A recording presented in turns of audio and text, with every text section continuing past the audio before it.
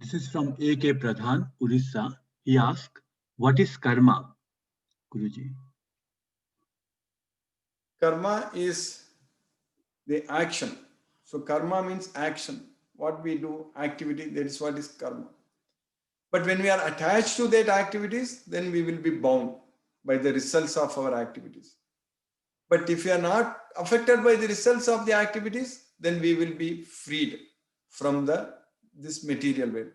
So that's why in the third chapter, in the 9th sloka, Krishna says that Yajnartat karmano anyatra lokoyam karma bandhana. Tadartam karma kaunteya mukta sangaga samacha.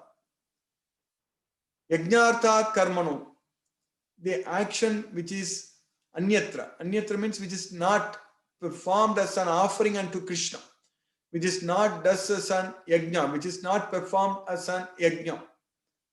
So any action, if we are not doing it for Krishna, for satisfying Krishna, for pleasing Krishna, so those kinds of activities, yajnatat karmano anyatra lokoyam karma bandhanaga, they are going to bind us to this world. Lokoyam karma bandhana. So tadartam karma kaunteya mukta sangaga samacha. So that's why you perform your activity in such a way that you can get liberated from this material world. So that's why tadartam. Tadartam means you perform as an offering unto Krishna. Do everything for Krishna.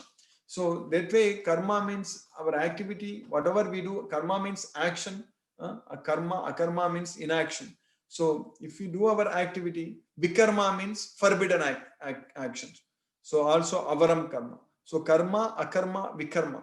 So we need to do our acts, we need to perform our activities for Krishna without any attachment to the results. So then we will be freed from this bondage to material birth and work in this way.